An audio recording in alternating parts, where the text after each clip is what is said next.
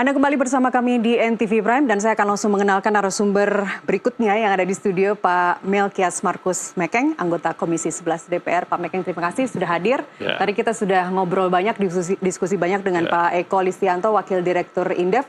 Dan pemirsa, sebelum kita lanjutkan dialog, kita akan menyimak terlebih dulu apa saja infografis yang akan disampaikan oleh rekan Irsal. Silakan Irsal. Baik, Nastiti Lestari dan Pak Mekeng, sebelum berbincang saya akan memaparkan grafis terkait anggaran apa saja dan kementerian dan badan mana saja yang melakukan pemangkasan untuk irit versi Presiden Prabowo Subianto. Pemirsa, Kementerian Keuangan menerapkan langkah efisiensi anggaran belanja kementerian dan lembaga sebesar 256,1 triliun untuk tahun anggaran 2025. Efisiensi ini mencakup belanja operasional dan non-operasional. Dan berikut kami sajikan infografis untuk Anda berikut ini. Yang pertama, daftar sejumlah kementerian dan lembaga yang dipangkas anggarannya, antara lain Anda bisa lihat di layar televisi Anda.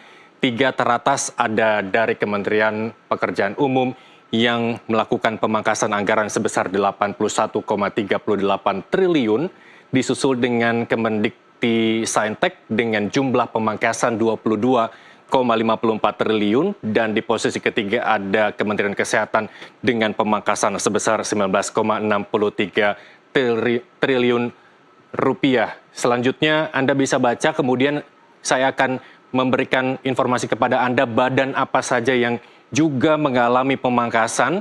Disclaimer bahwa ini saya tampilkan data berdasarkan persen. Dari Otorita IKN yang melakukan pemangkasan sebesar 75,23%, kemudian disusul dengan Kementerian PU dengan persentase sebesar 73,35%, kemudian yang berada di posisi ketiga dengan persentase tertinggi adalah Kementerian Perumahan dan Praswil dengan persentase sebesar 69, sekian persen. Sementara berikutnya ada daftar kementerian dan lembaga negara yang tidak kena pemangkasan anggaran, antara lain seperti yang kita lihat berikut ini. Kementerian dan lembaga yang tidak kena pemangkasan di 3 teratas ada Kementerian Pertahanan di peringkat pertama dengan anggaran 166,26 triliun rupiah, dan kemudian ada Lembaga Polri dengan total 126,64 triliun, sedangkan Badan Gizi Nasional 71 triliun, serta lembaga-lembaga lain yang juga tidak kena pemangkasan seperti yang Anda lihat di layar televisi Anda.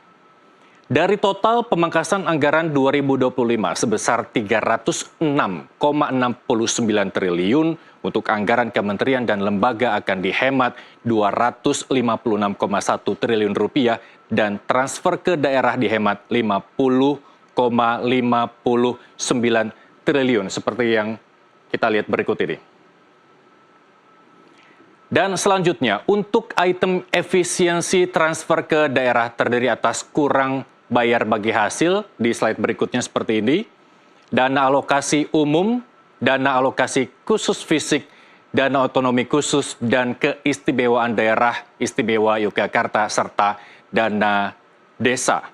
Terakhir, untuk Anda, sasaran pemangkasan dana alokasi khusus fisik terdiri atas dana di bidang pangan pertanian, dana di bidang pangan akuatik, dan bidang konektivitas serta infrastruktur jalan dan irigasi.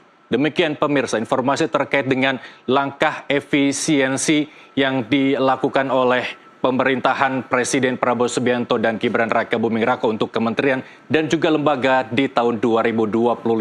Selanjutnya akan dielaborasi Nastiti bersama Pak Mekeng dan juga narasumber lain. Silakan. Baik, Irsal, terima kasih. Pak Mekeng, tadi kalau kita lihat paparan Irsal, kementerian hampir semuanya dipapas, tapi kemudian Kementerian Pertahanan tidak sama sekali. Justru anggarannya 166,26 triliun rupiah. Anda, meskipun Anda di Komisi 11, gudangnya pengaturan duit di situ. Apa yang terjadi? Ya, yang pertama, saya sepakat dengan Pak Prabowo, Presiden kita, untuk melakukan reformasi dari sisi anggaran. Besar-besaran itu, Pak? Itu tidak apa-apa. Mungkin ini masih belum terlalu besar. Menurut saya masih lebih banyak yang bisa dipangkas. Oh ya?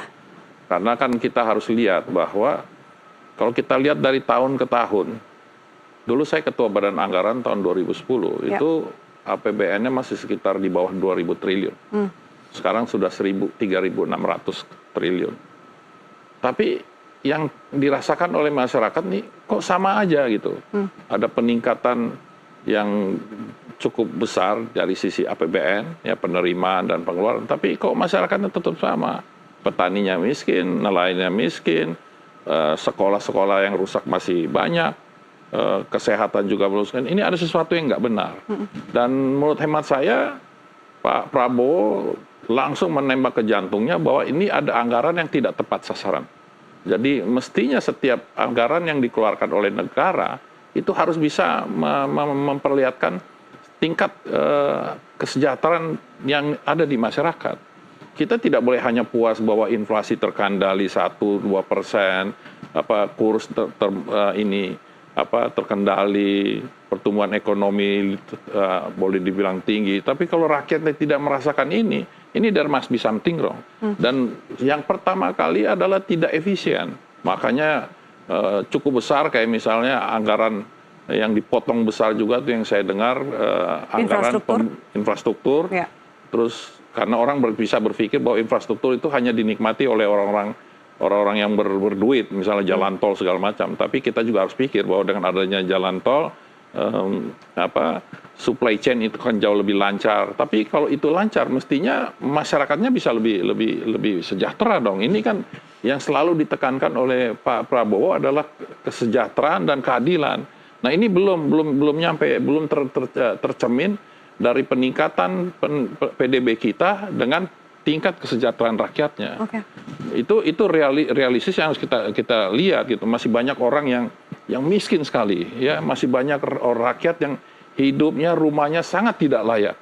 Masih banyak rakyat yang tidak bisa ke rumah sakit karena tidak ikut BPJS dan segala macam ininya. Jadi menurut hemat saya ini belum terlalu besar. Oke. Mungkin yang harus lebih hemat lagi, menurut hemat saya, belanja modal daripada departemen-departemen. Nah, karena rente perantara di antara yang belanja modal ini masih terlalu panjang, dan ini yang membuat kos kita jadi mahal. Oke, tapi kalau kembali ke pertanyaan saya tadi, Pak, hampir semua kementerian dipangkas, lembaga dipangkas, Kemenhan tidak? Ya, mungkin ada prioritas yang di Kemhan yang harus dilaksanakan. Apa itu karena, misalnya? Ya, kita kan juga lihat bahwa sekarang di dunia ini terjadi perang antara negara-negara, ya kan? Misalnya Rusia, Ukraina, terus yang Israel dengan Palestina. Nah, kita juga harus siap-siap diri dong. Jangan juga kita terlalu terlena dengan yang lain, terus kita punya pertahanan keamanan kita lengah. Baik. Nah, itu termasuk juga keuangan di Polri, di Kejagung, dan juga Mahkamah Agung misalnya tidak mengalami pemangkasan. Saya ke Pak Eko. Pak Eko, apa yang terjadi? Kenapa Kementerian Pertahanan menjadi kementerian yang tidak dipotong anggarannya? Ya, ya memang tidak ada penjelasan khusus ya dari pemerintah ya. Tapi secara umum ya mungkin kemungkinan ya kalau kita lihat ini kan berkaitan dengan mungkin anggaran-anggaran yang sifatnya multi years gitu ya. Kalau kita lihat kan katakanlah belanja senjata dan seterusnya itu ya, alutsista gitu itu punya dampak kepada pembayaran yang biasanya multi years ya. Itu dugaan saya saja gitu, karena secara umum memang aspek ini kan biasanya memang katakanlah ya tidak bisa segera. Ini berbeda dengan katakanlah yang di instruksi itu kan sebetulnya lebih banyak yang sifatnya memang hanya dalam periode 1 tahun kan begitu ya, perjalanan dinas, terus kemudian juga kegiatan-kegiatan seremonial begitu ya, ATK ya, dan beberapa aspek yang sebetulnya memang bisa dikendalikan ya. Jadi ini sebetulnya mungkin aspek teknisnya gitu, walaupun memang ya kalau sebagai bentuk keadilan menurut saya harusnya juga dievaluasi begitu ya. Bagaimana kalau kemudian anggaran-anggaran yang memang katakanlah walaupun itu ada di katakanlah badan-badan pemeriksa ataupun juga di aparat keamanan begitu ya, tapi kalau sifatnya itu bisa diefisienkan dan bisa kemudian direalokasikan untuk yang lebih produktif ya, untuk kesejahteraan mereka misalkan begitu ya, menurut saya lebih ini juga gitu. Jadi ini Ya. memang satu langkah yang cukup ini ya strategis begitu. Oke, Pak Eko, yang juga tidak dipotong adalah Badan Gizi Nasional dan bahkan nantinya kan akan ditambah lagi 100 triliun pada akhir tahun ini, Pak Megang kalau tidak salah ya, tambah lagi 100 triliun. Tapi kemudian ini sepertinya menguatkan di luaran sana bahwa ada skeptisisme bahwa anggaran makan bergizi gratis yang pemerintah saat ini sedang kalut, mau ditambah dari mana anggarannya, itu menurut Anda Pak Eko, apakah dari penghematan-penghematan ini untuk membiayai program-program pemerintah, salah satunya MBG? Iya, tentunya itu ya, dugaan kita pasti akan ke arah sana gitu, karena kan hitung-hitungan awal ya MBG kalau cuma 71 triliun memang tidak banyak katakanlah siswa yang bisa dilayani begitu. Nah, sehingga kemudian butuh anggaran lebih begitu ya. Indef juga menghitung kalau dengan katakanlah per pack-nya 10.000 ya, at least tuh butuh memang 250 triliun sebetulnya di tahun ini begitu ya. Sehingga angkanya kalaupun ditambah 100 belum bisa tuh 82,9 juta itu ya terlayani semuanya begitu. Oke. Sehingga memang ke arah situ. Tapi kita harapkan jangan kemudian efisiensi 300-an triliun itu kemudian semuanya mengalir kepada MBG begitu. Karena sebetulnya ada beberapa program pemerintah menurut saya yang cukup bagus juga begitu untuk disupport melalui efisiensi begitu. Pada IKN maksudnya? Kenapa? IKN maksud Anda? IKN tidak termasuk ya menurut saya ya. Tapi bagaimana mendorong industri dan swasembada pangan ya.